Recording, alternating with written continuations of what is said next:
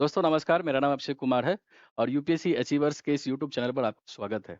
दोस्तों अभी कुछ दिन से एक न्यूज़ काफ़ी तेज़ी से मीडिया चैनलों ने उसको कभी कवर किया था और न्यूज़ ये थी कि 8 नेवी ऑफिसर को कतर ने फांसी का सज़ा दिया हुआ था, उसको रिड्यूस कर दिया और उसको कैद की सज़ा में तब्दील कर दिया। तो इस पूरे प्रकरण को हम अपने एग्ज़ाम के पर्सपेक्टिव से देखेंगे, समझेंगे कि कैसे ये हमारे एग्ज़ाम में एक इम्पोर्टेंट है। यूपीएससी के एग्ज़ाम में हमारा सिलेबस भी है। जीएस2 में हमारा वहाँ पर हमको पढ़ना होता है इंटरनेशनल रिलेशन। तो आईआर के पर्सपेक्टिव से भी काफ़ी इम्पोर्टेंट हो जाता है और पीटी में तो क्वेश्चन बनता ही है क्योंकि कोई भी कंट्री अगर न्यूज़ में है, तो वो लोकेशन के हिसाब से क्वेश्चन पूछता है, ठीक है? हाँ, तो लोकेशन के हिसाब से क्वेश्चन पूछता है, तो वो इम्पोर्टेंट हो जाता है। तो हम लोकेशन को समझेंगे, सारा पृष्ठभूमि समझेंगे और देखेंगे कि किस तरह से हमारे एग्ज़ाम में इससे रिलेटेड क्वेश्चन बन सकता है, भारत-कतर के रिलेशन कैसे प्रभावित होते हैं, उन सारे इश्यूज़ को समझेंगे। पहले हम देखते हैं कि खबर क्या थी? अभी खबर क्या था? तो मामला ये है कि कतर के कोर्ट ऑफ अपील ने क्या किया कि भारत के 8 नेवी अधिकारी जिसको अगस्त में इसी अक्टूबर 2023 में क्या हुआ था, फांसी की सज़ा दिया हुआ था। तो उसको माफ़ कर दिया, उसको रिड्यूस कर दिया कैद की सज़ा में।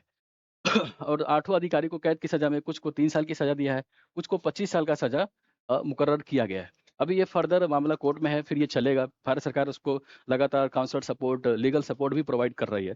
तो मामला आगे बढ़ेगा, छानबीन होगा, उसके हिसाब से देखेंगे। जैसे अभी देखेंगे कई मीडिया चैनल ने इसको कवर किया था, जैसे ये द हिंदू का न्यूज़ है। द हिंदू का न्यूज़ है। हिंद न्यूज़ क्या है कि Qatar court drops death penalty for 8 Indians. ये आपका द इंडियन एक्सप्रेस की न्यूज़ है।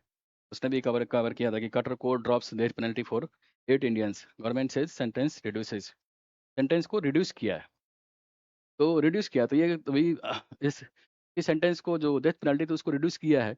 तो काफ़ी जो भी मीडिया पैनल के लोग थे, जो भी एक्सपर्ट लोग थे, सबने इसको भारत के डिप्लोमैटिक विन के तौर पर देखा था।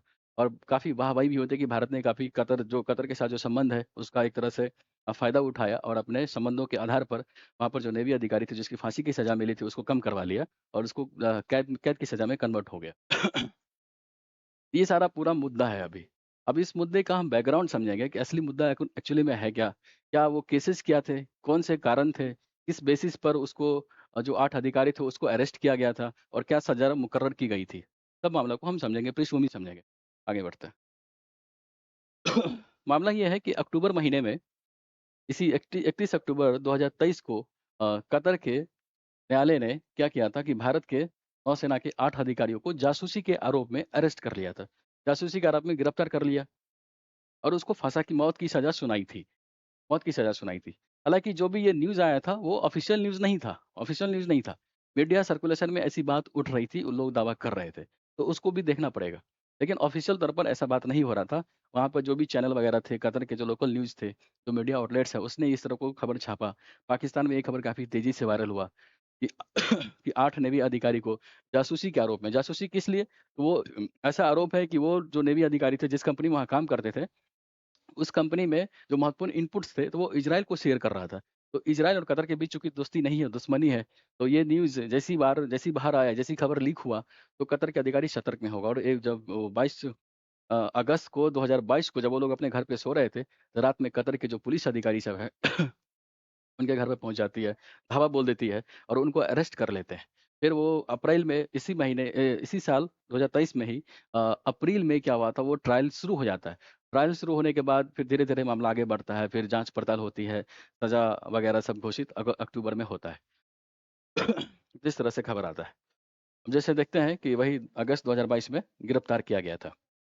अब हम देखेंगे कि कैसे इसका टाइमलाइन क्या था? तो टाइमलाइन वही था कि अगस्त 2022 में अरेस्टिंग हुआ था, फिर उस तरह से आगे बढ़ा था। वो सभी पर चार्ज क्या था कि इज़राइल के बिहाफ़ पर वो जासूस का आरोप लगा था, कि जासूसी कर रहे थे ये सभी अधिकारी।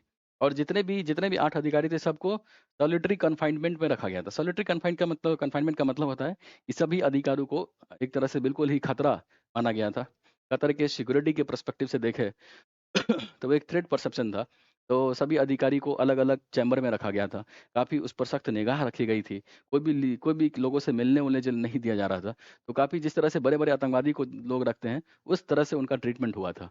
ये इस दृष्टि से भी देखें तो भारत के लिए काफ़ी एक तरह से समस्या खड़ा करता है। जो नबी अधिकारी थे, उनके लिए भी समस्या खड़ा करता है। तो हम सारे इश्यू को देखेंगे, समझेंगे। आगे बढ़ते हैं। अब हम देखेंगे कि मामले का पृष्ठभूमि क्या है? आखिर में सारा प्रकरण मामला क्या था? ये सब था बिल्कुल टाइमलाइन कि कैसे घटना घटी, कैसे मामला आगे बढ़ा, कैसे चीज़ें आगे बढ़ी। अब हम पूरा इश्यू देखेंगे, तो जो भारत के जो 8 नेवी अधिकारी थे, एक्चुअली नेवी में क्या होता है ना कि जो अधिकारी लोग काम करते हैं वहाँ पर, तो उम्र के बहुत छोटे से पड़ाव में, बहुत कम उम्र में रिटायर हो जाते हैं। तो इस शेष जीवन वो क्या करेंगे? तो जो अपना अनुभव होता है, जो एक्सपीरियंस होता है, वो शेयर करते हैं। विभिन्न प्राइवेट कंपनी में जाके जॉब करते हैं। पनडुब्बी मलाई कंपनी में जॉब जॉइन कर लिए, वहाँ पर ट्रेनिंग दिया, सर्विस प्रोवाइड किया, कंसल्टेंसी कुछ इनपुट वगैरह सब चीज़ प्रोवाइड करते हैं। तो इसी तरह से ये 8 नेवी अधिकारी कुछ तो कैप्टन रैंक के थे, कुछ तो मेजर रैंक के थे। ये सारे अधिकारी जब अपना सर्विस पूरा कर लेते हैं, रिटायर हो जाते हैं, तो वो कतर में जाके कतर की कंपनी है अल दहरा कंपनी है। ये कतर की निजी सुरक्षा कंपनी है, निजी सुरक्षा कंपनी है। तो निजी सुरक्षा कंपनी में जाके वो अपना सर्विस प्रोवाइड करती है और निजी सुरक्षा कंपनी है तो कंपनी करती क्या है? तो कंपनी करती है क्या? तो जो कतर कंपनी की जो वेबसाइट है, कंपनी का नाम ये है Dahra global technology and consultant services. इस कंपनी की वेबसाइट पर जाएँगे तो ये अपना इस तरह से बताता है कि वहाँ पर जाके वो सर्विस प्रोवाइड करती है और वो मामला क्या है? तो सर्विस क्या प्रोवाइड करती है? तो कतर के जो नेवी वहाँ पर जो अधिकारी है उसको ट्रेनिंग प्रोवाइड करती है, कंसल्टेंसी मेंटेनेंस का काम देती है। जो भी युद्धपोत, जो भी मैकेनिज़्म जो भी वहाँ पर जो सुरक्षा प्रोस्पेक्शन के हिसाब से जो काम होता है, उस तरह से ये कंपनी प्राइवेट सर्विस वहाँ पर प्रोवाइड करती है, कतर के नेवी अधिकारी, नेवी संस्था को, सेना को। और ये इस कंपनी की जो एक्सपर्टीज़ है ना, एक्सपर्टीज़ इसमें है कि वो इतालवी मूल की जो पनडुब्बी है, उस पनडुब्बी को काफ़ी तेज़ी से बनाती है, काफ़ी अच्छे दम पर बनाती है। तो उसका एक्सपर्टीज़ है, वो वेबसाइट पे ऐसा बोलती है। तो और अभी क्या हुआ था कि आपको 2016 में 2016 नहीं सॉरी 2020 में क्या हुआ था कि कतर और इटली के बीच में एक समझौता हुआ था। समझौता क्या हुआ था कि इटली जो है अपनी जो उन्नत सबमरीन है, सबमरीन का निर्माण कतर में करेगी और कतर को प्रोवाइड करवाएगी। तो ये कंपनी भी इस बीच में आ गई थी, बीच में वो सर्विस प्रोवाइड कर रही थी क्योंकि निर्माण और असेंबल का जो काम था वो कंपनी ही देख रही थी। तो चूँकि आप आठों नेवी अधिकारी उसी कंपनी में काम कर रहे थे, तो ऐसा आरोप लगा कि ये कंपनी ये अधिकारी लोग इस कंपनी में काम करते हुए कुछ महत्वपूर्ण इनपुट्स को बाहर लीक कर रहे हैं और इज़राइल के अधिकारियों के पास पहुँचा रहे हैं। इज़राइल की तरफ से ये काम कर रहे हैं। तो ऐसा आरोप था और इस आरोप के बेसिस पे उनको गिरफ्तार कर लिया गया। लेकिन अभी तक ऑफ़िशियल ऐसा न्यूज़ नहीं आया है कि रियल मामला, रियल इश्यू क्या है? किस बेसिस पर चार्ज लगाए गए? किस बेसिस पर उनको अरेस्ट किया गया? ऐसा मामला अभी तक आया नहीं। मीडिया में जो बात खबरें फैल रही है, उसके आधार पर लोग अनुमान लगा रहा है। ठीक है? जैसे विदेश मंत्री को इस तरह से विदेश मंत्रालय को जैसे ये खबर मालूम होता है, तो विदेश मंत्रालय की तरफ से यही कहा जाता है कि हम डीपली शॉक्ड हैं और हम अपने अधिकारी को तमाम तरह के सुरक्षा अधिकार, मानवाधिकार, उनके लीगल राइट्स सब चीज़ प्रोवाइड करवाएँगे, उनको बेसिक फैसिलिटी सब चीज़ दी जाएगी। तो भारत सरकार की तरफ से बिल्कुल कमिटमेंट है, इस तरह से देखा जा रहा है। लेकिन अभी भी ये चैलेंजिंग है क्योंकि अल्टीमेटली किसी भी सरकार की सबसे बड़ी ज़िम्मेदारी होती है कि वो अपने अधिकारियों की, वो अपने नागरिकों की देश में न केवल देश में बल्कि देश से बाहर भी सुरक्षा प्रोवाइड करे, उनके मानवाधिकारों की सुरक्षा करे। तो इस लिहाज से देखें तो मामला आगे बढ़ रहा है। आगे देखते हैं दोस्तों। अब देखिए, चूँकि इंडिया-कतर के बीच रिलेशन काफ़ी चर्चा में है, काफ़ी तेज़ी से आगे बढ़ रहा है और एक लगभग पिछले 1 साल से ये मामला काफ़ी हाइलाइट हो रहा है, ये अधिकारी वाला इश्यू। अभी कतर अभी न्यूज़ में है, तो हमारे अभी चूँकि यूपीएससी का प्रीलिम्स भी आ रहा है, तो प्रीलिम्स के पर्सपेक्टिव से देखें, तो वहाँ पे ये क्वेश्चन बन सकता है, कतर के लोकेशन के हिसाब से क्वेश्चन पूछ सकता है कि कतर का लोकेशन कहाँ पर है? उसके नेबरिंग कंट्री कौन-कौन है? अब जैसे पिछले साल क्या था, 2022 में अफ़गानिस्तान में तालिबान ने कंट्रोल किया था, तो 2023 में क्वेश्चन बन गया था कि तालिबान अफ़गानिस्तान के बाउंड्री कंट्री कौन है? यूपीएससी 2023 में क्वेश्चन है कि 4 कंट्री दे दिया, बताइए किसमें अफ़गानिस्तान से कौन-सा देश बॉर्डर लगता है? उस तरह से कोई ज़रूरी नहीं है कि कतर से भी ये क्वेश्चन पूछा जा सकता है कि गल्फ़ कंट्री में कतर का लोकेशन क्या है और कतर से जो लगने वाले देश है, उसके नाम क्या है? नंबर दे देगा, मल्टीपल चॉइस क्वेश्चन होंगे, आपको छाँटने पड़ेंगे। तो हम लोकेशन के हिसाब से देखते हैं। तो देखते हैं, ये हमारा है प्यारा भारत और प्यारा भारत के ठीक लेफ्ट में जाएँगे, तो ये है गल्फ़ की खाड़ी। गल्फ़ की खाड़ी में यहाँ पर है कतर। आगे देखते हैं ज़ूम करके। देखिए, यहाँ पे है कतर आपका। कतर है, कतर देखेंगे तो कतर हो गया, कतर के राइट साइड में देखेंगे तो ये यूएई है। अब गौर से देखिए तो कतर यूएई के बीच सीमा नहीं लग रहा है।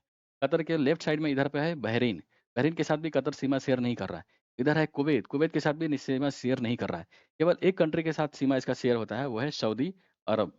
सऊदी अरब के साथ कतर का बॉर्डर लगता है। अभी देखेंगे, गौर करने वाली बात है कि कतर का लोकेशन हम ईरान के साथ भी देख रहे हैं, तो ईरान इधर है, कतर इधर है। तो इन दोनों के बीच भी बॉर्डर नहीं है। इराक, इराक भी इधर है। कतर के साथ इराक का भी कोई बॉर्डर शेयर नहीं होता है। अब क्वेश्चन दे देगा कि कतर के साथ कौन-सा कंट्री का बॉर्डर लग रहा है और ऑप्शन में दे दिया कि सऊदी अरब, बी दे दिया कि ईरान, सी दे दिया कि इराक, और डी में बता दिया आपको कुछ भी ले लेते हैं, यूएई। ये क्वेश्चन दे दिया, 4 कंट्री के नाम दे दिएँगे और आपसे पूछेगा कि बताइए क्वार्टर किस देश के साथ सीमा लगाती है। आपको पता है कि सऊदी अरब के साथ तो सीमा लगाती है, लेकिन ईरान के साथ, इराक के साथ और यूएई के साथ सीमा नहीं लगाती, केवल सऊदी अरब के साथ सीमा लगाती है। तो ये सोचने वाली बात है, बहुत सारे दोस्त इस पर कन्फ्यूज़ कर जाएँगे क्योंकि पढ़ते हैं और हमें दिमाग में रहता है कि यूएई के बगल में कतर है और कतर के ऊपर में बहरीन है, ऊपर में कुवैत है, इधर ईरान है, इधर सऊदी अरब है, उधर इराक है। लेकिन लोग कन्फ्यूज़ हो जाते हैं। इस तरह से देखेंगे। तो हमारे मैप के लोकेशन के हिसाब से भी काफ़ी ये इम्पोर्टेंट हो जाता है। अब हम इसके पूरे इश्यू को समझेंगे और आगे बढ़ते हैं, देखते हैं कैसे क्या चीज़ें घटनाक्रम आगे हुआ। इस सारे मामले पर जैसे ही चीज़ें न्यूज़ वायरल हुआ, जैसे ये न्यूज़ आया बाहर और सज़ा मुकर्रर हुआ, तो भारत सरकार की प्रतिक्रिया आई। तो भारत सरकार की प्रतिक्रिया यही थी, वो तो पहले सब भारत सरकार ने बोला कि पहले डीपली शॉक्ड है क्योंकि भारत को ये उम्मीद नहीं था कि कतर जैसा फ्रेंडली कंट्री हमारे साथ ऐसा करेगा। क्योंकि भारत और कतर के संबंध परंपरागत रूप से काफ़ी अच्छे हैं। वो आपने बॉलीवुड का एक गाना सुना ना कि दुश्मन न करे दोस्त वो काम किया है, ज़िंदगी भर का गम हमारे नाम किया है। तो वही हाल कतर के साथ भारत का रहा है। क्योंकि भारत कतर दोस्त माने जाते हैं और अच्छे संबंध हमेशा से रहे हैं। लेकिन कतर भारत के साथ इस तरह से करेगा, ये किसी को उम्मीद नहीं थी। तो जैसे ही फांसी का सज़ा सुनाया तो भारत भी डीपली शॉक्ड हो गया और प्रतिक्रिया यही आया कि हम हर विकल्प पर तरह उसको सोच रहे हैं। जो भी लीगल सपोर्ट होगा, काउंसलर सपोर्ट होगा, हर तरह के सपोर्ट हम अपने अधिकारी की रक्षा के लिए वहाँ भेजेंगे, देखेंगे और कतर के साथ हर तरह के डिप्लोमेटिक रिलेशन होगा। लेकिन अब यहाँ पर क्वेश्चन उठता है, अगर हम यूपीएससी एस्पिरेंट के नाते सोचें या विभिन्न एग्ज़ाम के पर्सपेक्टिव के नाते सोचें और जैसा कि अभी यूपीएससी का इंटरव्यू भी चल रहा है, ये क्वेश्चन चूँकि न्यूज़ में अभी न्यूज़ में ये चल रहा है भारत-कतर के रिलेशन के साथ। तो ये क्वेश्चन पूछा जा सकता है कि अगर आप विदेश अधिकारी होते, तो आपके पास क्या-क्या विकल्प होता और किस तरह के विकल्पों का सहारा लेकर आप मामले को आगे बढ़ाते? तब हम देखेंगे कि भारत के पास इस मामले में आखिर विकल्प क्या है? किस तरह से भारत अपने अधिकारियों की रक्षा के लिए आगे बढ़ेगा? सबसे पहला विकल्प देखेंगे, तो विकल्प पहला बनता है कानूनी विकल्प। जैसा कि अगर अक्टूबर में 2023 में फांसी की सज़ा हुई थी, तो तभी से वहाँ पर मामला कोर्ट में है। तो भारत सरकार ने पहला स्टेप ये उठाया कि वहाँ पर लीगल सपोर्ट, काउंसलेट सपोर्ट उसको प्रोवाइड करवाया। तो कानून का सहारा लेते हुए यहाँ तक मामला आगे बढ़ा। अगस्त 2022 में गिरफ्तारी हुई थी, अक्टूबर में सज़ा मुकर्रर हुआ कि फांसी की सज़ा हुई। भारत ने लगातार उस मामले को आगे बढ़ाया है, कानूनी सपोर्ट पर आगे बढ़ा और अभी खबर आई है कि फांसी की सज़ा को कैद की सज़ा में तब्दील कर दिया है। ये भारत के लिए एक तरह से डिप्लोमेटिक विन है। देखा जाए तो बहुत बड़ी जीत है। कानूनी विकल्प तो ये सकता, आगे भी भारत अब उस सज़ा को कम करने के लिए आगे बढ़ सकता है। 2016 में क्या होता कि भारत और कतर के बीच एक समझौता हुआ था। समझौता ये था कि अगर भारत के कोई अधिकारी कतर में जाके अपराध करते हैं और वो बहुत ही संगीन अपराध है, तो भारत उस समझौते के तहत उस अधिकारी को या उस अपराधी को भारत लाके भारत की कोर्ट में वो मामला चलेगा और भारत के कानून के हिसाब से उसको सज़ा मिलेगा। इस तरह से प्रावधान है। ठीक उल्टा ये भी होता है कि कतर का कोई आदमी यहाँ फँस गया, यहाँ पे कोई अपराध कर गया, तो कतर उस देश को, अपने नागरिक को अपने देश में ले जा सकता है। वहाँ पर कतर की कोर्ट में, कतर के कानून के हिसाब से मामला चलेगा। फिर जो भी सज़ा वहाँ पे मिलेगा उसके हिसाब से वहाँ मिलेगा। तो कानून में ये भी है, तो वो 2016 के समझौते का भी सहारा भारत ले सकती है। अगला विकल्प क्या हो सकता है? अगला विकल्प है कूटनीतिक समाधान। कूटनीतिक समाधान में क्या हो सकता है कि भारत के जो अधिकारी है, भारत लगातार कतरी अधिकारी के साथ संपर्क रहे, बातचीत करे, चर्चा पर चर्चा को मामले को आगे बढ़ाए, इश्यू को समझे और जो भी तथ्य है, जो भी फैक्ट्स है उसको रखे और बताए कि नहीं ये सब फैक्ट्स में अगर कोई सच्चाई है, तो अपने स्तर पर डील होगा और अगर कोई मोटिवेटेड है, किसी चीज़ को फँसाने की वजह से है, कोई गलत मकसद है उसके पीछे, तो उसको क्लियर किया जा सकता है। बातचीत अगर संवाद रहेगा तो संवाद के ज़रिए हम कि बड़े से बड़े मामले को सुलझा सकते हैं। जैसे अभी इज़राइल और फ़िलिस्तीन का युद्ध हो रहा है। तो युद्ध तो किसी भी चीज़ का समाधान नहीं है। अल्टीमेटली बातचीत का सहारा, कूटनीति का समाधान आपको लेना ही पड़ेगा और इंटरनेशनल रिलेशन में कूटनीतिक बहुत ज़्यादा मायने रखता है। कूटनीति के माध्यम से बहुत से बड़े-बड़े इश्यू सॉल्व हुए हैं। तो बातचीत के ज़रिए हम आगे बढ़ सकते हैं। तीसरा विकल्प हो सकता है कि भारत राजनीतिक हस्तक्षेप करे। राजनीतिक हस्तक्षेप में क्या कर सकता है कि मौत की सज़ा को माफ़ कराने के लिए भारत के प्रधानमंत्री और कतर के जो राष्ट्राध्यक्ष हैं, उन दोनों के बीच वार्तालाप हो, बातचीत हो, मामले को समझे और उस लेवल पर जाके अगर कोई पहल हो रहा है, कोई समझौता बन रहा है, किसी बात पे सहमति बन रही है, तो ये भारत के लिए काफ़ी विन-विन सिचुएशन हो सकता है। आगे देखेंगे। आगे विकल्प क्या बन सकता है? अगला विकल्प हो सकता है अंतर्राष्ट्रीय अभियान। अगर कूटनीतिक विकल्प काम नहीं कर रहा है, राजनीतिक विकल्प नहीं काम कर रहा है, तो भारत एक अंतर्राष्ट्रीय अभियान चला सकता है कतर के विरोध में और अपने पॉइंट रख सकता है कि भाई देखो कतर गलत कर रहा है, हमारे अधिकारी को फँसाया जा रहा है। अगर कोई मामला संगीन तरीके से आरोपित किया गया है, मामले में सच्चाई नहीं है, दम नहीं है, तो भारत अंतर्राष्ट्रीय अभियान के ज़रिए कतर पर एक तरह से दबाव बना सकता है, उस मामले को देख सकता है। जैसे अभी क्या हुआ था कि करीब 4-5 साल पहले इटली के 2 नागरिक ने भारतीय मछुआरों की हत्या कर दी थी। तो इटली ने हत्या कर दी थी। अब भारत ने उस मच अधिकारी जो वहाँ के जो क इटली के जो निवासी थे, वो सज़ा सुना दिया था, फांसी की सज़ा सुनाया था।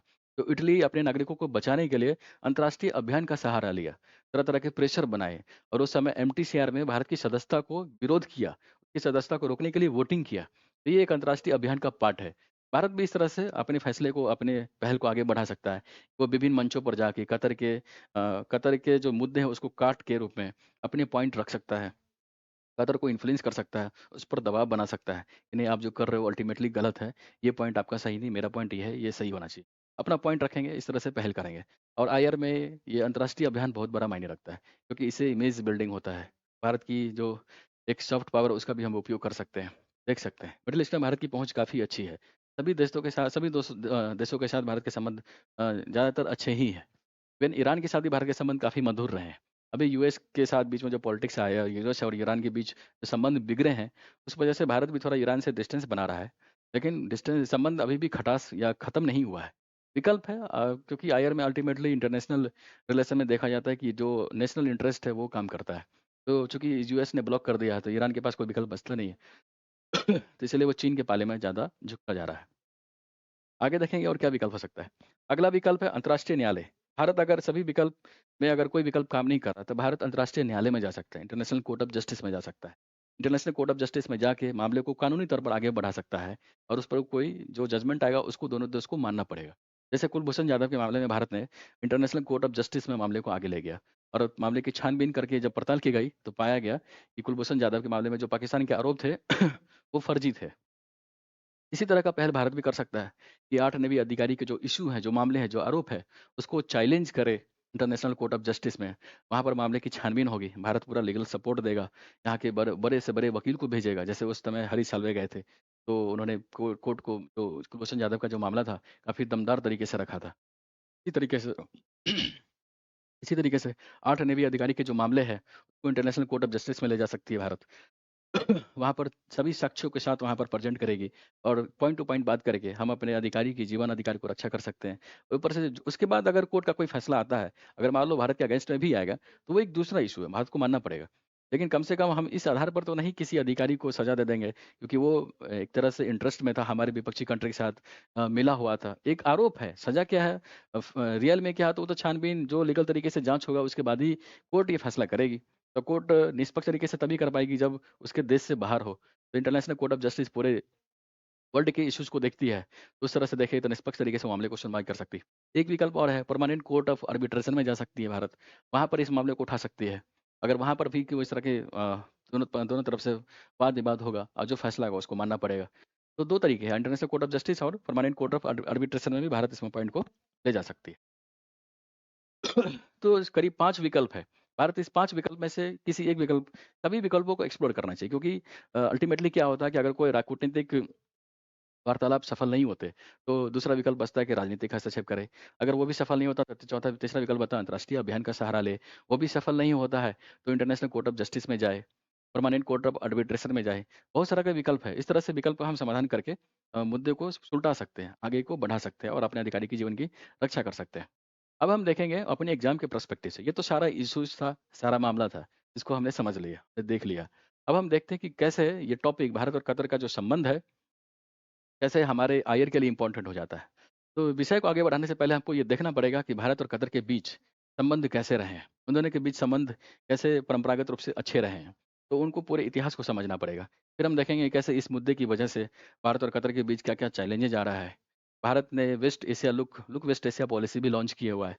तो उस लिहाज से भी देखें तो कतर भारत का एक उस जो पहल है, उसका एक महत्वपूर्ण स्तंभ बन जाता है।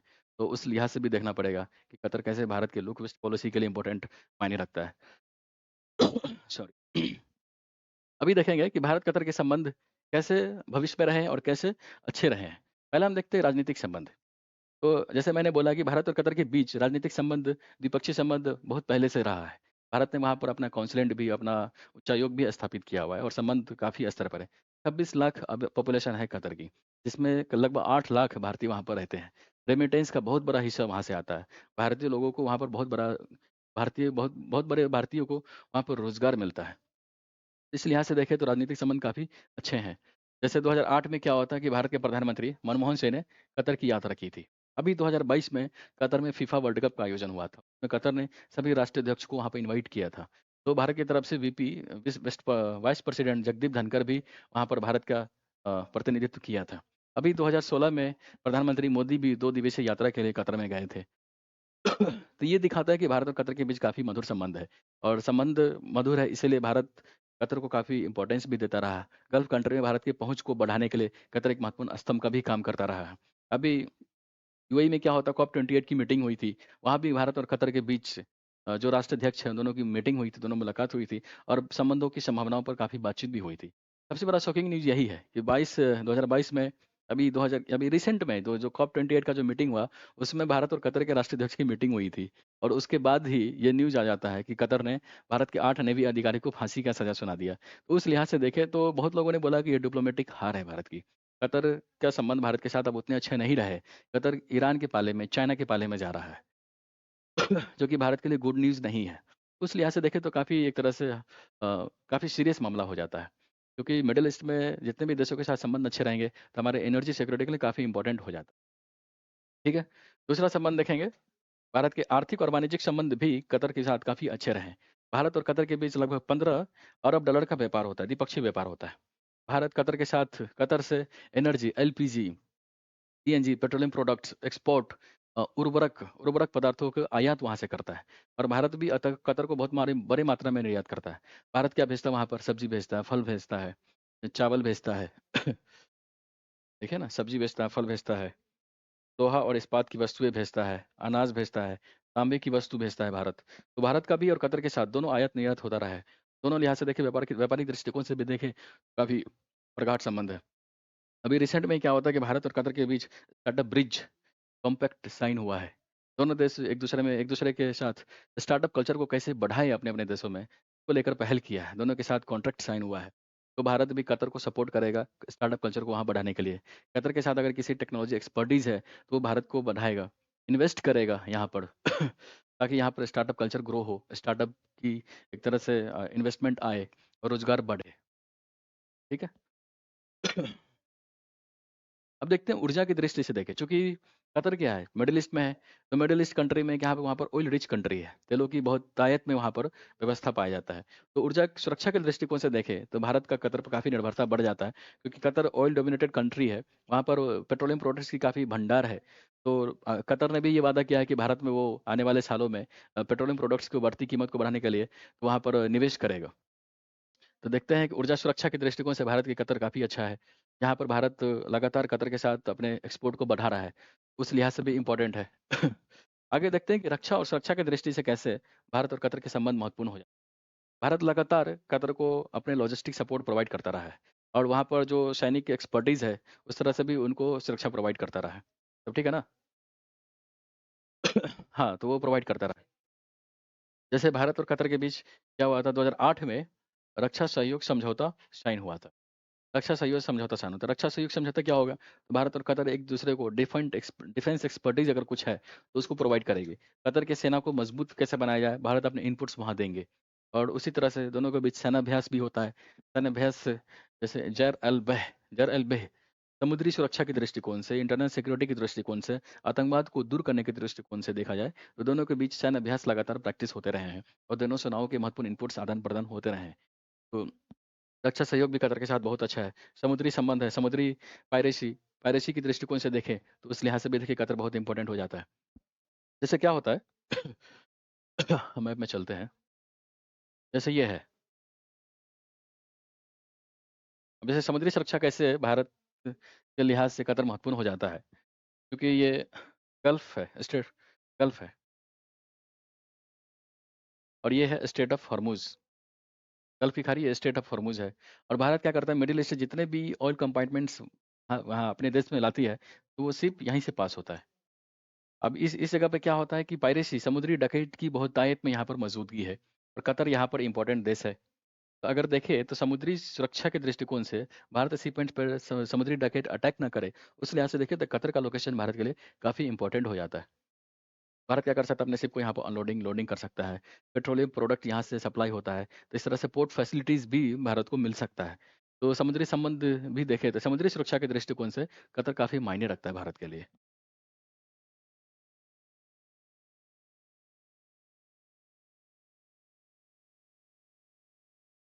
अगला है भारत और कतर के बीच सांस्कृतिक संबंध भी काफ़ी प्रगाढ़ रहे हैं। पीपल टू पीपल्स कॉन्टैक्ट है दोनों देश और दोनों देशों के बीच पीपल से पीपल टू कॉन्टैक्ट है। लगातार सांस्कृतिक आदान-प्रदान रहा है। कतर क्या है, एक इस्लामिक कंट्री है, वहाँ पर राजतंत्र की व्यवस्था है। Islamic rich country, Islamic population वहाँ पर बहुतायत में है। और भारत क्या है, इंडोनेशिया के बाद second most populated Muslim dominated country है। तो उस लिहाज से देखें तो भारत और कतर के संबंध आपस में जुड़ जाते हैं कि दोनों देशों में इस्लामिक के मानने वाले लोगों की बहुत बहुत बड़ी संख्या है। पीपल से पीपल कॉन्टैक्ट है। बॉलीवुड फिल्मों का वहाँ बहुत बड़ी मात्रा में वहाँ पर देखा जाता है।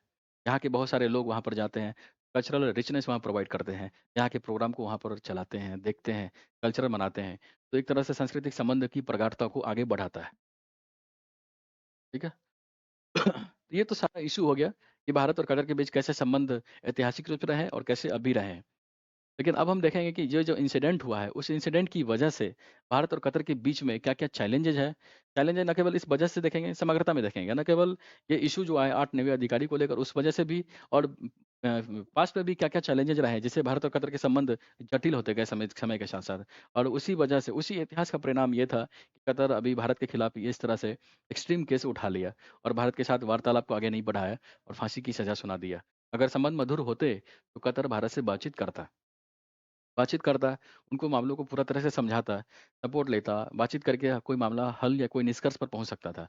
लेकिन चूँकि दोनों के बीच संबंध उतने अच्छे शायद नहीं है, क्योंकि परंपरागत रूप से भी देखें तो संबंध ठीक थे, लेकिन कुछ फैसले ऐसे हुए जो उस कतर के साथ भारत की नज़दीकी उतनी रही नहीं और शायद यही कारण था कि कतर को ये इंसिडेंट, ये एक्सट्रीम केस उठाना पड़ा। अब देखेंगे क्या-क्या चैलेंजेज़ है, क्या-क्या समस्या है भारत और कतर के बीच। सबसे पहली समस्या तो यही है कि 2017 में कतर नाकेबंदी के बाद भारत अपने मिडल ईस्ट में काफ़ी एक्टिव हो गया। 2017 में क्या हुआ था कि 2017 में सऊदी अरब और यूएई जैसे देश कतर के साथ अपने जो रिलेशंस है, डिप्लोमेटिक रिलेशंस है, उसको कट ऑफ कर लिया। कट ऑफ करने के पीछे जो सबसे महत्वपूर्ण रीज़न ये माना गया कि कतर सुन्नी डोमिनेटेड कंट्री है और सुन्नी डोमिनेटेड कंट्री और ईरान भी मिडल ईस्ट में मेजर सुन्नी डोमिनेटेड कंट्री है। तो कतर के रिलेशन ईरान के साथ काफ़ी अच्छे हो जाते हैं और ईरान के साथ अच्छे हो जाते हैं तो इसलिए वो सऊदी अरब के साथ यूएई के साथ संबंध उतने अच्छे उसके रहे नहीं। ईरान से जितना वो नज़दीक जाएगा, सऊदी अरब, यूएई के साथ संबंध उतने ही खराब होते जाएँगे। और सऊदी अरब, यूएई जैसे देशों का ये भी आरोप है कि कतर लगातार मिडल ईस्ट में आतंकवाद को बढ़ावा दे रहा है। मुस्लिम ब्रदरहुड को एक्सेल कर रहा है, को बढ़ावा दे रहा है। हमास जैसे आतंकी संगठन को सपोर्ट करता रहा है। इन लिहाज़ों से देखें तो 2017 में क्या हुआ था, कतर के साथ कंप्लीट रिलेशन कट ऑफ कर लिया था इन अरब कंट्री ने। तो कतर की एक तरह से नाकेबंदी शुरू हो गई थी। वहाँ पर एयर माध्यम से, समुद्र माध्यम से, जल के माध्यम से जो भी ट्रांसपोर्ट था उसको भी रद्द कर दिया गया। और कतर इसी वजह से गल्फ कॉर्पोरेशन कंट्री जो ऑर्गेनाइजेशन है उससे अपने आप को अलग-थलग भी कर लिया था, उससे इस्तीफ़ा दे दिया था। तो उस समय में कंप्लीट ब्लैकआउट था एक। कतर को कोशिश किया कि उसको अलग-थलग कर दिया जाए और उस अलग-थलग में कतर को ये उम्मीद था कि भारत उसका सपोर्ट करेगा। लेकिन भारत सपोर्ट नहीं किया, इवन वो सऊदी अरब के साथ, यूएई के साथ संबंध को और प्रगाढ़ बनाया और आगे बढ़ाया। इस लिहाज से देखें तो भारत-कतर के संबंध प्रभावित हुए। का रिलेशन इज़राइल के साथ भी उतने अच्छे नहीं हैं, क्योंकि इज़राइल और ईरान के साथ संबंध उतने अच्छे नहीं हैं। तो ईरान चूँकि कतर के साथ संबंध काफ़ी प्रगाढ़ है, तो इनडायरेक्टली देखें तो कतर और इज़राइल के संबंध उतने अच्छे नहीं हैं और भारत लगातार इज़राइल के साथ संबंधों को आगे बढ़ावा दे रहा है। तो ये बात कतर को अच्छा लगा नहीं। तो इस लिहाज से देखें तो वो भी एक कारण बनता है कि भारत और कतर के बीच संबंध अच्छे ना हो, बिगड़ते जा रहे हों। तो पहला कारण तो यही था। जैसे कतर ने क्या किया, तुर्की, पाकिस्तान और मलेशिया के साथ मिल के ऑर्गेनाइजेशन ऑफ इस्लामिक कंट्री है एक, उसमें यूएई और सऊदी अरब जैसे देशों को सऊदी देशों की आलोचना की, उसको घेरने का प्रयास किया। तो जब इन देशों को घेरने का प्रयास किया, पाकिस्तान के गुट में जाके शामिल हुआ, तो भारत के साथ संबंध कैसे अच्छे होंगे? भारत के साथ संबंध तो बिगड़ेंगे ही। तो समय के साथ इसी तरह से परिस्थिति बनता गया और आगे भी ना। दूसरा चैलेंजिंग क्या है दोनों देशों के संबंधों के बीच? दूसरा ये है कि उग्रवादी समूह का कतर का समर्थन। कतर लगातार उग्रवादी समूह को समर्थन करता रहा है। वो ईरान के हिज़्बुल्लाह का समर्थन करता है, वहाँ पर इज़राइल में हमास का समर्थन करता है और न केवल समर्थन करता है बल्कि उग्रवादी संगठनों को फंडिंग भी करता है। ऐसा सऊदी अरब और यूएई जैसे देशों का आरोप है। और अगर भारत क्या करता है, परंपरागत रूप से भारत आतंकवादी घटनाओं की निंदा करता रहा है और आतंकी संगठन को बैन करने की बात करता रहा है। तो एक देश जो कि हम पूरे वर्ल्ड में पीस चाहता है, आतंकवाद की खात्मे का प्रयास कर रहा है और एक देश है जो आतंकवाद को बढ़ाना चाहता है, आतंकी संगठन को बढ़ावा देना चाहता है। तो दोनों देशों के बीच संबंध कैसे बनेगा? कैसे बढ़ेगा? तो ये भी एक वजह है दोनों देशों के बीच संबंध को खराब करने की। अगला वजह है इज़राइल के साथ भारत के बढ़ते रिश्ते। इज़राइल के साथ लगातार भारत की जो अ, रिलेशंस है लगातार अच्छे हो रहे हैं। बहुत मतलब लगभग 40 साल के बाद आज देश आज़ाद हुआ, उसके बाद से देखें तो बहुत लंबे समय तक कोई भी प्रधानमंत्री इज़राइल का यात्रा नहीं किया था। प्रधानमंत्री मोदी ऐसे पहले प्रधानमंत्री हैं जो इज़राइल की यात्रा की है। वो इज़राइल को प्रायोरिटी के साथ रखा और इज़राइल और फ़िलिस्तीन जैसे देशों के साथ डिहाइफ़नेशन की नीति को फ़ॉलो करता रहा है कि इज़राइल के साथ संबंध हमारा इंडिविजुअल है, वो इज़राइल के साथ जो संबंध है वो फ़िलिस्तीन के आधार पर प्रभावित नहीं होगा। फ़िलिस्तीन के संबंध साथ भारत का जो संबंध है वो इंडिपेंडेंट है, वो इज़राइल से प्रभावित नहीं होगा। ये नीति है डिहाइफ़नेशन की नीति, इसको बोला जाता है इंटरनेशनल रिलेशन में। तो ये चीज़ कतर को अच्छा नहीं लगा क्योंकि कतर का संबंध जो है इज़राइल के साथ उतने अच्छे नहीं है। तो ये भी एक कारण है दोनों देशों के बीच संबंधों को खराब करने की। अगला पॉइंट है कि I2U2 और IMEE में भारत की बढ़ती महत्वाकांक्षा। I2U2 क्या है? तो अभी 2-3 साल पहले क्या हुआ था कि अमेरिका के पहल पर इंडिया, इज़राइल, यूएई और यूएसए जैसे देशों ने मिल के एक ब्लॉक बनाया और उसको नाम दिया I2U2। मकसद क्या था कि अरब कंट्री का इज़राइल के साथ संबंधों को प्रगाढ़ बनाया जाए, वहाँ पर इकोनॉमिक कोऑपरेशन को बढ़ावा दिया जाए, सिक्योरिटी कोऑपरेशन को बढ़ावा दिया जाए। तो भारत की एक्टिविटी वहाँ पर लगातार बढ़ रही है। यूएई के साथ, इज़राइल के साथ संबंध लगातार बढ़ रहे हैं और इस बढ़ती महत्वाकांक्षा की वजह से कतर को अच्छा नहीं लगा और कतर के साथ संबंध खराब होते गए। अभी G20 की मीटिंग हुई थी भारत में पिछले साल 2023 में सितंबर में। तो वो सितंबर में मीटिंग हुई थी। उस सितंबर मीटिंग में क्या हुआ था एक पहल को लॉन्च किया गया कि India Middle East Europe economic corridor को लॉन्च किया गया। India Middle East Europe economic corridor नहीं sorry India Europe Middle East economic corridor को लॉन्च किया गया और इसका मकसद था कि इंडिया और यूरोप तक मिडल ईस्ट के जरिए इकोनॉमिक कॉरिडोर को बढ़ावा दिया जाए, वहाँ पर ट्रांसपोर्ट सिस्टम को बढ़ावा दिया जाए, कनेक्टिविटी को बढ़ावा दिया जाए ताकि आसानी से चीज़ों को आयात निर्यात किया जा सके। अगर ये सब चीज़ें हो जाएगा, तो किसी भी ये सब चीज़ें हो जाएगा तो कोऑपरेशन बढ़ेगा, व्यापार बढ़ेगा, टेक्नोलॉजी एग्रीमेंट बढ़ेगा, स्टार्टअप कल्चर बढ़ेगा, लोगों को रोज़गार मिलेगा, निवेश बढ़ेगा। तो ये सब चीज़ें होगा और मिडल ईस्ट के साथ भारत की जो इंटरऑपरेटिबिलिटी भी है, एक्टिविटी है, वो सब बढ़ेगा। तो ये सब चीज़ें बढ़ती महत्वाकांक्षा भारत का दिखा रहा है। लेकिन कतर को अच्छा नहीं लग रहा है क्योंकि कतर ये सब सारी चीज़ों में नहीं है, वो आउटसाइड है।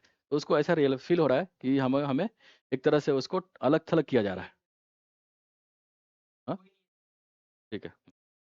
तो अलग-थलग काफ़ी फ़ील हो रहा है। तो ये भी एक इश्यू बनता जा रहा है दोनों देशों के बीच संबंधों को खराब करने का। चौथा पॉइंट है कि पैगंबर के टिप्पणियों पर विवाद। अभी क्या हुआ था कि बीजेपी की एक प्रवक्ता थी, उन्होंने पैगंबर पे एक तरह से टिप्पणी कर दिया और जैसे ही वो पैगंबर पर टिप्पणी हुआ तो जितने भी अरब कंट्री थे, सबने इसका तीव्र विरोध किया और बोला कि ये हमारे इस्लामिक रिलीजन के साथ एक तरह से खिलवाड़ है, उनकी निंदा है। तो ये इस वजह से भी भारत और कतर के साथ रिलेशन काफ़ी खराब हो गए। जिस समय ये विवाद हुआ तो उस समय तो काफ़ी एक तरह से तूल पकड़ लिया था और भारत और मिडल ईस्ट के बहुत सारे कंट्री ने इसका विरोध किया था और भारत के सामने विरोध दर्ज किया था और यहाँ तक कि बोला गया था कि आप अपने अधिकारी को यहाँ से वापस भारत ले जाएँ। इतना बिगड़ गया था। तो वो भी एक इश्यू बन गया था भारत और कतर के बीच संबंध खराब होने का। अगला पॉइंट देखेंगे कि अगला पॉइंट जो है वो अभी अभी जो रिसेंट में जो इश्यू था कि 8 नेवी नौसेना अधिकारी है, उनके फांसी की सज़ा का जो मामला है, उस वजह से भी भारत और कतर के बीच ट्रस्ट डेफ़िसिट बढ़ा है। संबंध उतने अच्छे नहीं रहे। तो इन सब मामलों से भारत और कतर के बीच लगातार संबंध खराब होते गए।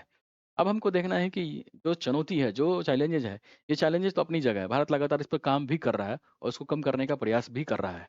लेकिन इन सब के बावजूद भी कैसे कतर अब कतर भारत के लिए इम्पोर्टेंस मायने रखता है, उसको हम देखेंगे।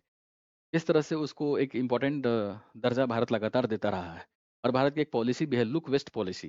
लुक वेस्ट पॉलिसी के लिए कैसे कतर भारत के लिए इम्पोर्टेंट पिलर का काम करता है। अब हम इस इश्यू को समझेंगे। अब जैसे हमारे हमारे एग्ज़ाम में मेंस के एग्ज़ाम में क्या पूछ सकता है? एग्ज़ाम में पूछ सकता है कि भारत और कतर के बीच संबंध के बीच क्या-क्या चैलेंजेज़ है और कैसे ये लुक वेस्ट पॉलिसी के लिए महत्वपूर्ण कदम की भूमिका निभा सकता है? कुछ सुझाव दीजिए या इसकी आलोचनात्मक परीक्षण कीजिए। ये क्वेश्चन आ सकता है। तो चैलेंजेज़ तो हम यही बता देंगे कि जो-जो हम चैलेंज बताएँ कि पहला चैलेंज यही है कि कतर की नाकेबंदी के बाद भारत की जो सक्रियता वो बढ़ी है। इज़राइल के साथ भारत का जो संबंध वो बढ़ रहा है, वो भी एक चैलेंज बनता जा रहा है। कि कतर जो है उग्रवादी संगठन को सपोर्ट करता रहा है, ये भी एक वजह है भारत और कतर के बीच संबंधों को खराब करने की। अभी नेवी अधिकारी का जो इश्यू है, उस वजह से भी दोनों देशों के बीच संबंध खराब हुए हैं। खराब हुए हैं। ITU-2 में जो भारत का जो एक्टिविटी है, जो भी ब्लॉक है वहाँ पे बन रहे हैं। अब ITU-2 को क्या बोला गया कि मिडल ईस्ट का ये क्वाड है, क्योंकि वहाँ पे 4 कंट्री मिलके कोऑपरेशन को लगातार बढ़ा रहा है। और वहाँ पर इसका जो क्या अघोषित एजेंडा क्या है? अघोषित एजेंडा यही है कि वहाँ पे चाइना के डोमिनेंस को कम करना है, क्योंकि चाइना लगातार ईरान के साथ अपने संबंधों को प्रगाढ़ कर रहा है। वहाँ पे इन्वेस्टमेंट को बढ़ावा दे रहा है। रशिया, चाइना और ईरान के साथ मिलके एक तरह से त्रिकोणीय संगठन बना रहा है। यूएसए के अगेंस्ट में, और यूएसए भी इस चीज़ को नलीफाई करने के लिए भारत के साथ कोऑपरेशन को बढ़ा रहा है। यूएई के साथ कोऑपरेशन को बढ़ा रहा है। सऊदी अरब के साथ संबंधों को बढ़ा रहा है। इज़राइल के साथ संबंधों को बढ़ा रहा है। ये सब स्ट्रैटेजी है, वर्ल्ड पॉलिटिक्स है। तो हम सारे चैलेंजों को गिना देंगे। अब सारे चैलेंजेस को गिनाने के बाद हम ये बताएँगे कि कैसे हमारे लुक वेस्ट पॉलिसी के लिए इम्पोर्टेंट कदम है, इम्पोर्टेंट मायने रखता है। आगे हम इसी मुद्दे पर डिस्कस करेंगे। सबसे पहला पॉइंट जो है, जो कतर को सबसे महत्वपूर्ण बनाता है भारत के संदर्भ से, उसका है लोकेशन, स्ट्रेटजिक लोकेशन। अभी जैसे मैंने आपको स्लाइड में दिखाया है मैप में, कि कतर जो है बिल्कुल पोर्ट साइड पे है, गल्फ की खाड़ी में स्ट्रेट ऑफ हॉर्मुज़ के नज़दीक है, और वहाँ पर जितने भी शिप भारत के आते हैं कंपाइनमेंट लेके, उसकी सुरक्षा की दृष्टि से देखें तो कतर महत्वपूर्ण हो जाता है। क्योंकि अगर कतर के साथ संबंध हमारे अच्छे नहीं होंगे, तो उस लोकेशन से जो भी वहाँ से शिप आगे बढ़ेगी, उसकी सुरक्षा खतरे में पड़ जाएगी। तो समुद्री पायरेसी का मामला लगातार वहाँ पर बढ़ता है। सोमालिया की तरफ से जो इश्यूज़ दिखते हैं, वो सबसे बढ़ता है। तो उसकी सुरक्षा, समुद्री सुरक्षा के दृष्टिकोण से देखें, तो कतर बहुत ही मायने रखता है। स्ट्रेटेजिक लोकेशन है इसका। हुँ। अब कतर क्या करता है? स्ट्रेटेजिक लोकेशन है। मिडल ईस्ट में कतर क्या करता है? मुस्लिम ब्रदरहुड, हमास जैसे आतंकी संगठन का समर्थक रहा है और उग्रवादी आंदोलन के नेताओं की मेज़बानी करता है लगातार, जो इस्लामी दुनिया के लिए एक जटिल स्थिति वहाँ पर बनाता है। इस्लामिक दुनिया के लिए एक तरह से फ़ेवरेबल कंडीशन बनाता है, और अगर इस तरह से संगठन, अगर कतर लगातार उग्रवादी संगठन के प्रकोप में या उसके कंट्रोल में चला जाएगा, तो भारत अपना एक दोस्त वहाँ पर खो देगा। तो उस लिहाज से देखें तो संबंधों को बढ़ाना पड़ेगा, महत्वपूर्ण हो जाता है। दूसरा पॉइंट है जो कतर भारत के लिए महत्वपूर्ण हो जाता है, वो है वैश्विक और क्षेत्रीय हित। वैश्विक हित क्या है? तो भारत को कतर के साथ महत्वपूर्ण एनर्जी कॉर्पोरेशन वहाँ से मिलता है, एनर्जी सिक्योरिटी प्रोवाइड होता है, पेट्रोलियम प्रोडक्ट का आयात वहाँ से करता है। ये वैश्विक हित है। अगर भारत इसको कतर के साथ संबंधों को एक तरह से ख़त्म कर लेगा, संबंध उतने अच्छे नहीं रहेंगे, तो भारत की जो एनर्जी सिक्योरिटी वो प्रभावित हो सकता है। वैश्विक प्रभाव में मिडल ईस्ट में भारत लगातार चाह रहा है कि अपने प्रभाव को बढ़ाए, वहाँ पे इन्वेस्टमेंट को बढ़ाए। वो जैसे अभी बताया ना कि India, Middle East, Europe economic corridor जो बना है, तो उसकी सुरक्षा के लिए भी कतर महत्वपूर्ण हो जाता है। क्योंकि सभी, अगर मान लें मिडल ईस्ट के बहुत सारे कंट्री जैसे सऊदी अरब है, यूएई के साथ संबंध अच्छे हैं और कतर के साथ संबंध अच्छे नहीं हैं, तो ये संबंध अगर अच्छे नहीं होंगे, तो भारत के साथ जो अदर देशों के साथ संबंध है, उसके साथ जो उसका जो कतर के साथ जो विवाद है, उस विवाद में भारत के संबंध भी खराब हो जाएँगे। भारत के संबंध भी उतने अच्छे रहेंगे नहीं। तो ये ज़रूरी हो जाता है कि भारत के साथ सभी देशों के संबंध अच्छे रहें। जैसे भारत ने ईरान के साथ संबंधों को अपने को बनाए रखा है। कट ऑफ नहीं किया है, कंप्लीट कट ऑफ नहीं किया है, चाहे वो चाइना के पाले में ही क्यों ना चला गया। लेकिन भारत ने एक तरह से दरवाज़ा खोल के रखा है। अभी तो यूएसए ने उस पे काटसा लगा रखा है और उसको एक तरह से ब्लैकआउट किया हुआ है। इस वजह से भारत अभी बहुत ज़्यादा पहल नहीं कर रहा है, क्योंकि यूएसए को नाराज़ नहीं करना चाहता, अभी के टाइम पे जो स्थिति है भारत की। लेकिन संबंध अभी भी के दरवाजे खुले हुए हैं। इंटरनेशनल रिलेशन में क्या होता है ना दोस्त, जैसे अटल बिहारी वाजपेयी कहते हैं कि कोई भी परमानेंट दोस्त और परमानेंट दुश्मन नहीं होता वहाँ पर। एक ही चीज़ प्रिवेल करती है, वो है नेशनल इंटरेस्ट। नेशनल इंटरेस्ट के हिसाब से सब देश अपना काम करती है। ठीक है? तीसरा देखें तो कतर भारत के लिए तीसरा पॉइंट बन जाता है सबसे इम्पोर्टेंट, वो है soft power. Soft power, Bharat की सॉफ्ट पावर बहुत ज़्यादा है और भारत अपने सॉफ्ट पावर को बढ़ाना भी चाहता है। सॉफ्ट पावर के दम पर भारत अपने रीच को पूरे वर्ल्ड में बढ़ा रहा है। तो उस लिहाज से देखें तो कतर इम्पोर्टेंट हो जाता है। मैंने बताया ना कि कतर में लगभग 8 लाख भारतीय वहाँ पर किसी न किसी कारण से वहाँ रहते हैं। जॉब के कारण से देखें, तो आर्थिक सुरक्षा के कारण से देखें, चाहे बिज़नेस की वजह से देखें, चाहे इन्वेस्टमेंट की वजह से देखें, वहाँ पर रहते हैं।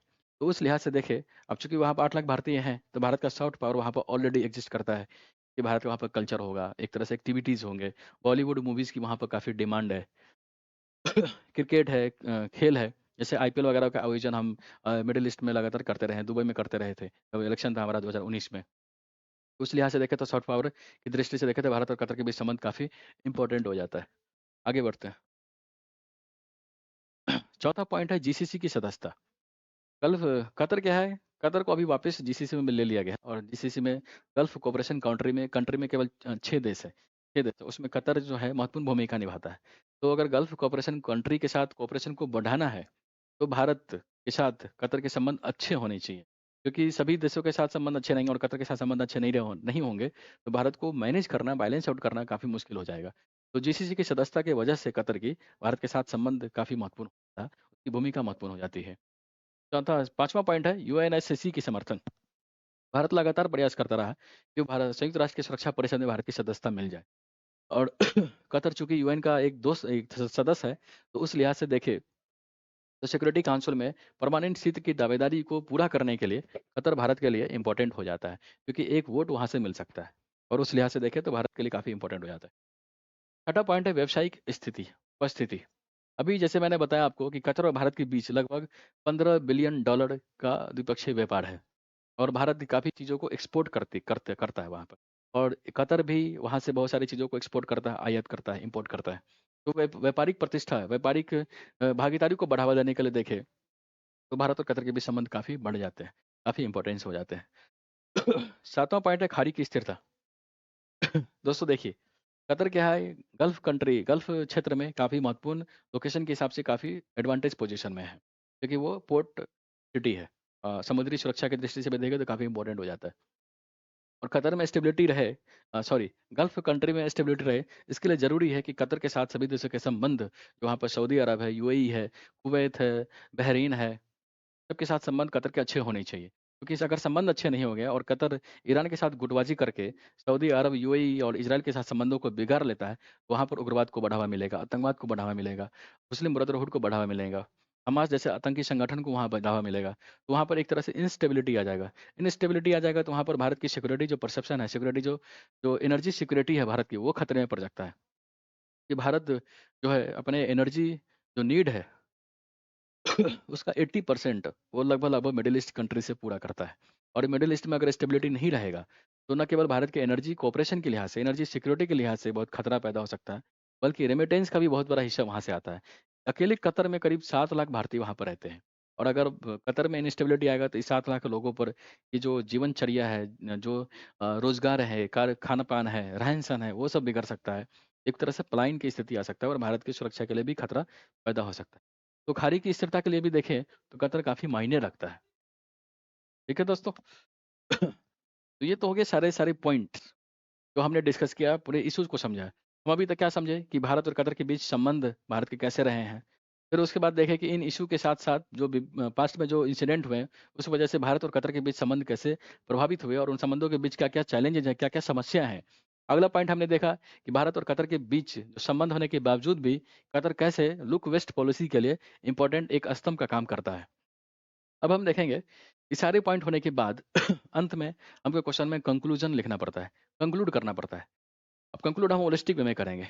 अब जो हमारा इंसिडेंट था, जो इश्यू था हमारा क्या था कि नेवी अधिकारी की फांसी की सज़ा हो गई थी और उस पर कतर ने उसको कम्यूट कर दिया और उसको एक तरह से फांसी की सज़ा को कैद में तब्दील कर दिया गया। और 8 अधिकारी थे, उसमें कुछ अधिकारी को 3 साल, कुछ अधिकारी को 25 साल का सज़ा मुकर्रर हुआ है। तभी तो ये एक मामला बीच में अटका पड़ा है। तो भारत अपने विभिन्न विकल्पों का तलाश करके तो चाहेगा कि कतर में जो अधिकारी फंसे हुए हैं, उनकी जीवन अधिकारों की सुरक्षा की जा सके, उनको सुरक्षित घर वापसी की जा सके। तो इस लिहाज से देखें तो काफ़ी इंपॉर्टेंट हो जाता है। तो भारत के लिए क्या विकल्प बचता है? अल्टीमेटली कंक्लूजन क्या है? कंक्लूजन ये बनता है कि भारत को कतर के साथ संबंधों को खराब नहीं करना चाहिए। लगातार संबंधों को प्रगाढ़ बनाने के लिए, मजबूत बनाने के लिए और एक दूसरे के साथ संबंधों में विश्वास पैदा करने के लिए भारत को कतर के साथ एंगेजमेंट को बढ़ावा देना पड़ेगा। साथ ही साथ कतर में जो नेवी अधिकारी उसके जीवन अधिकारियों की रक्षा के लिए भारत को कॉन्सुलेट सपोर्ट, लीगल सपोर्ट, अंतर्राष्ट्रीय अभियान का सहारा लेना पड़ेगा। और कतर के साथ जो भी कानून है वहाँ पर, उस कानून के ज़रिए वहाँ पर कतर में जो अधिकारी है उसको न्याय मिल सके, उसके लिए लगातार पहल करना पड़ेगा। चाहे राजनीतिक विकल्प का आपको देखें, चाहे प्रधानमंत्री लेवल पर बातचीत करें, चाहे अधिकारी लेवल पर बातचीत करें। भारत को अपने हर विकल्पों को आज़मा कर अपने जो नेवी अधिकारी उसके जीवन अधिकारों की रक्षा के लिए पहल करना पड़ेगा और 10 कदम आगे बढ़ा के इसके लिए पहल करना पड़ेगा। न केवल भारत के संबंधों के लिए लिहाज से महत्वपूर्ण हो सकता है, बल्कि भारत के जो इंटरनल सिक्योरिटी है, जो एनर्जी सिक्योरिटी है, उस लिहाज से भी भारत और कतर के बढ़ते संबंध, मधुर संबंध मददगार साबित होंगे। तो दोस्तों ये थी हमारी आज की पूरी परिचर्चा। उम्मीद है आपको बहुत अच्छा लगेगा। अगर आपको अच्छा लग रहा है तो हमारे चैनल को सब्सक्राइब करें, लाइक करें। ज़्यादा से ज़्यादा इस वीडियो को अपने दोस्तों के साथ शेयर करें, ताकि मैं और भी वीडियो बनाता रहूँ, अपने आप को मोटिवेट फ़ील करता रहूँ और आपको अच्छी जानकारी प्रोवाइड करता रहूँ। थैंक यू दोस्तों।